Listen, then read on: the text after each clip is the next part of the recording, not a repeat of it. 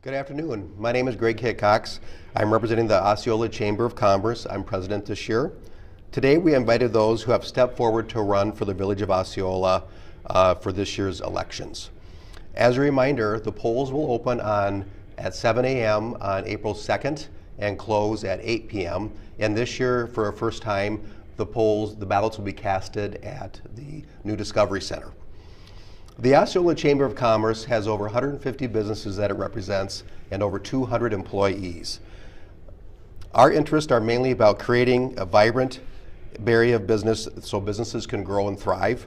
And as a Main Street community, we believe it is important to preserve the character of our small town as well as the quality of life for us that experience that.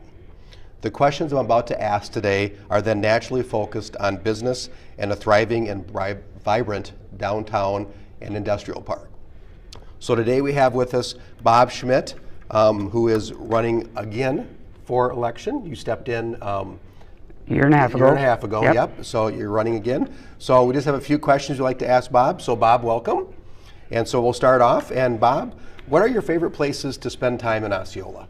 So I was born and raised in Osceola, and I have raised my family here, and I have my two grandsons that went through school here. I enjoy watching them play baseball, not only for the school district, but also for the Osceola Braves. I also enjoy walking the trails through Schilberg's Park, the safe route to school path, and then up on the bluff. What would you do to strengthen or grow our downtown as a healthy and thriving heart of the community? Well, I think one thing we need to do is we need to work with the chamber. I mean, the chamber is the voice of the downtown.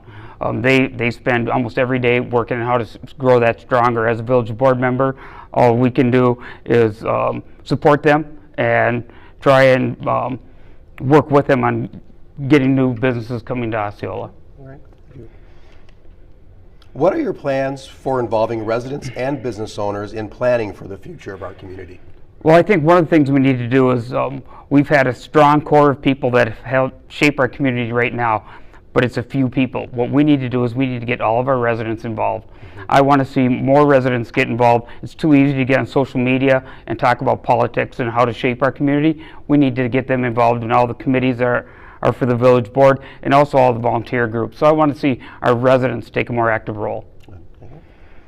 So Bob, if elected, what 3 steps would you take to make our community more friendly and welcoming for businesses? Well, I think one of the things we have to do is we have to be willing to look at unique businesses and not just ones that are kind of mainstream or whatever. So I think we need to look at the unique businesses and then, like I said, work with the chamber because they work every day trying to attract new businesses, and then work with our industrial park. We talk so much about the downtown area, but without a strong industrial park, our downtown, I think, will suffer some. So work with our industries to try and attract more businesses too. Thank you. Okay. How can the village work more closely with civic and business leaders to address challenges in the community? I think we have to be able to listen. I mean, we've got to be able to listen. We've got to be active in the community. And like I said, we have to be willing to look at different ways to work with them. We just can't be stuck on the same old like we have in the past.